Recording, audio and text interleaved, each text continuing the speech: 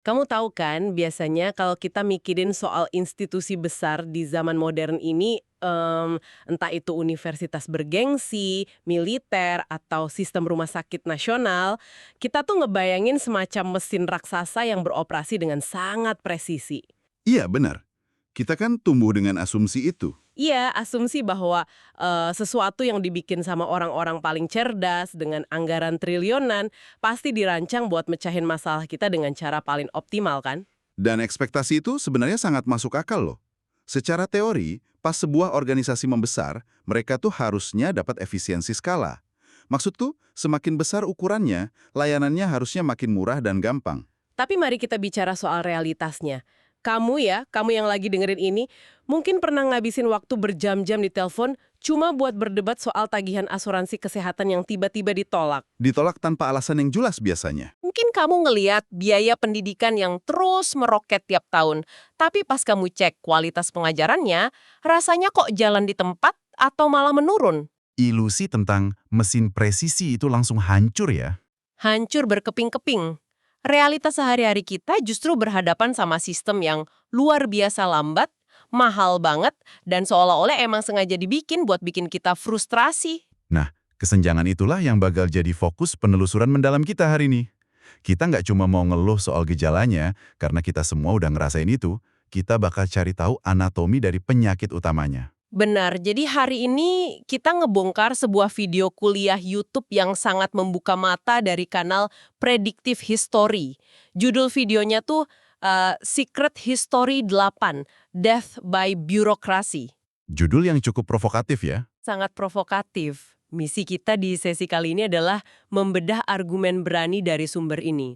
Argumennya bilang, institusi kita tuh bukannya rusak gara-gara polarisasi politik yang berisik di berita, Terus karena apa? karena mereka udah diam-diam diambil alih sama sesuatu yang jauh lebih membosankan, tapi jauh lebih mematikan, yaitu birokrasi. Oke, mari kita bedah ini. Kita mulai dari titik nol, tempat sumber kita ngebangun argumennya, yaitu medan pertempuran di universitas. Menarik.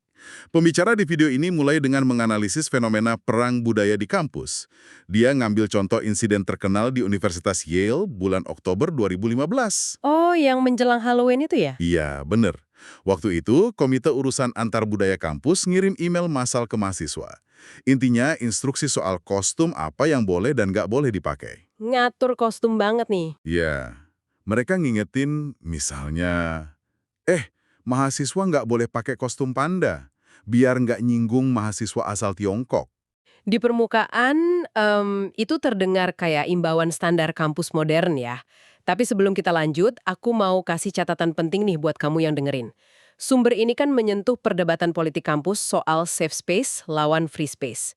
Tujuan kita di sini murni cuma nyampein argumen dari si pembicara asli ya, bukan berarti kita memihak sayap kiri atau sayap kanan. Kita netral sepenuhnya. Benar, kita cuma ngelaporin apa yang ada di sumber. Nah, masalahnya mulai pas seorang dekan bernama Erika Christakis ngebales email komite itu. Dia mempertanyakan aturan tersebut secara filosofis.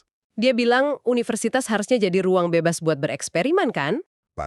Tempat anak muda bikin kesalahan, bertindak konyol, dan kadang ya nyinggung orang secara nggak sengaja. Menurutnya gesekan kayak gitu tuh bagian esensial dari pendewasaan intelektual. Dan reaksinya gila banget. Suami Erika, Nicholas, yang juga profesor di situ, dikepung sama sekitar 100 mahasiswa di halaman kampus. Ada video viralnya juga. Iya, di video itu mahasiswa ngebentak, bahkan ngumpet ke dia. Mereka menuntut permintaan maaf. Intinya, mereka nuntut staf kampus buat nyiptain lingkungan yang nyaman, bukan tempat yang ngasih tantangan intelektual. Dan sumber kita nekenin kalau ini bukan insiden terisolasi. Dia narik contoh lebih baru di USC tahun 2020, ada profesor namanya Greg Patton. Ah, yang ngajar komunikasi bisnis itu ya? Bener banget. Topiknya cara berbicara di Tiongkok. Dia pakai kata pengisi dalam bahasa Mandarin kayak kita bilang atau gitu loh. Tapi pelafalannya kedengaran mirip sama hinaan rasial yang parah dalam bahasa Inggris. Padahal itu murni kata bahasa Mandarin yang sah ya. Konteksnya juga kelas komunikasi internasional. Iya, tapi beberapa mahasiswa ngeluh merasa nggak nyaman. Dan alih-alih mengedukasi mereka soal linguistik, dekan kampus malah mengambil langkah ekstrim. Dia dipecat dari kelas itu kan? Betul. Sang dekan memecat Profesor Patton dari kelas tersebut demi, mengutip kata-katanya, keamanan psikologis mahasiswa. Wow. Biasanya orang bakal nyalahin 3 hal soal ini. Pola asuh memanjakan, mentalitas konsumen mahasiswa yang ngerasa jadi pelanggan, atau ideologi sayap kiri di kampus. Tapi argumen sumber kita ini menolak ketiga alasan itu. Dia ngajuin teori keempat. Penyakit aslinya adalah universitas udah berubah jadi birokrasi. Staf administrator sengaja bikin masalah ini buat ngejustifikasi eksistensi pekerjaan mereka. Ini tuh kayak nonton pertunjukan sulap. Perang budaya dan politik itu cuma tipuan tangan yang mengalihkan perhatian. Sementara trik aslinya tuh, para birokrat yang lagi ngebangun kerajaan mereka di belakang panggung. Analogi yang bagus. Apa yang sangat menarik di sini adalah gimana konsep ekonomi pencarian rente atau rent seeking berlaku di sini. Maksudku, administrator ini tuh birokrat yang nggak ngajar, nggak ngeriset, tapi nyiptain konflik biar mereka kelihatan kayak penyelamat. Oh, kayak kasus di Yale Law School itu kan? Iya, soal email pesta dari mahasiswa bernama Trevor Colbert. Dia bercanda nyebut lokasi pestanya, Trap House, dan ada mahasiswa yang tersinggung. Harusnya mahasiswa hukum bisa berdebat dan nyelesain sendiri dong. Harusnya sih, tapi 2 orang dekan malah turun tangan, neken Trevor diam-diam, ngancam karirnya bakal hancur kalau nggak minta maaf. Mereka bahkan nawarin nulis surat permintaan maaf buat dia. Ini murni pencarian rente. Tunggu dulu. Aku mau ngasih dorongan balik sedikit nih ke argumen itu.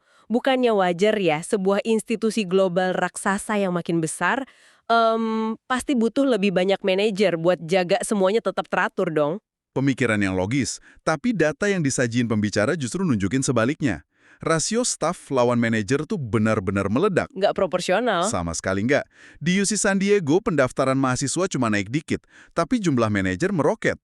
Sejak 1980, investasi buat pengajaran turun, tapi dana administrasi meledak. Di Illinois, mahasiswa turun 3%, tapi manajernya melonjak 30 juga. Wow, uang kelas malah disedot birokrat ya? Bener. Di Swedia juga sama. Guru ngajar lebih banyak siswa, manajer ngelola lebih sedikit orang. Gaji manajer naik, gaji guru stagnan. Profesor di sana ngabisin 20% waktu kerjanya cuma buat ngisi dokumen administratif yang nggak berguna. Dan soal gaji, data di video itu bikin geleng-geleng. Di Universitas Gallaudet, gaji profesor stabil di kisaran 72.000 ke 86.000 dolar, tapi gaji presidennya lipat 2, dari 141.000 jadi 280.000. Presiden Yale bahkan dapat 2 juta dolar, dan Wesleyan 3 juta. Gila sih. Dan kasus Universitas Stratford tuh bener-bener ngewakilin sifat parasit ini. Stratford kan bangkrut tuh. Iya, bangkrut total. Tapi presiden dan wakil presidennya, yang kebetulan suami istri, malah ngajuin diri sebagai kreditor terbesar. Mereka nuntut kampus bayar 2,5 juta dolar ke mereka. Masa sih? Buat apa coba uang sebanyak itu? Ternyata, pas kampus masih jalan, mereka pakai uang kampus buat bayar cicilan mobil mewah dan asuransi rumah pribadi. Pas kampus gagal bayar, mereka nagih itu sebagai hutang. Ya ampun! Ini ngebuktikan kalau elit institusi saling melindungi. Pas inangnya mati, parasit ini bakal selamat dan nyari inang baru. Bener, kayak pemerintahan misalnya. Di Kanada, populasi naik 9%, tapi ukuran pemerintahannya naik 26%. Di AS juga sama kan? Pekerjaan manufaktur turun sejak tahun 80-an, tapi pekerjaan pemerintah malah naik terus. Tepat. Dan parahnya, aturan yang benar-benar berdampak positif itu menurun, tapi tumpukan dokumen kertasnya meroket. Ada evaluasi kinerja pemerintah, di mana 64% manajer dapat nilai luar biasa, karena mereka ngevaluasi diri sendiri dan temennya. Sementara staf pekerja di lapangan, cuma 47% yang dapat nilai segitu. Kocak banget. Tapi, data soal militer AS di video itu yang paling bikin aku ngeri. Soal rasio perwira itu ya? Iya. Pas Perang Saudara AS, rasio perwira banding prajurit tuh 1:14. Sekarang, 1:4. Padahal Perang Dunia Kedua, dengan 12 juta tentara, AS cuma punya 7 jenderal bintang 4 loh. Nah, sekarang dengan cuma 1,2 juta tentara, mereka punya 40 jenderal bintang 4. Dan fasilitasnya, pesawat jet pribadi G5 seharga 50-60 juta dolar. Sambil di saat yang sama, 1,2 juta veteran, sekitar 8% hidup miskin dan bergantung pada kupon makanan. Tragis banget. Terus kalau kita hubungin ini ke kamu yang lagi dengerin, ini tuh ngejelasin kenapa asuransimu mungkin ditolak atau tagihan rumah sakitmu membengkak. Bener, biaya mahal di layanan kesehatan AS tuh bukan karena kualitasnya naik, tapi karena administrator rumah sakit yang membludak. Garis kuning di grafik sumber melonjak vertikal. United Healthcare bahkan rutin nolak 32% klaim asuransi. Jika kita hubungkan ini dengan gambaran yang lebih besar, manajer birokrasi ini selalu mikirin cara baru buat ngeeksploitasi sistem. Mereka berharap pasien terlalu lelah buat ngelawan hukum. Ini semua demi ngebuktiin kalau pekerjaan mereka tuh ada gunanya. Padahal nggak ngasih nilai tambah apa-apa. Jahat sih kalau dipikir-pikir, tapi kenapa birokrasi bisa sekejam itu? Pembicara di video pakai literatur klasik buat ngebedah psikologinya kan? Mulai dari buku The Trial, karya Kafka.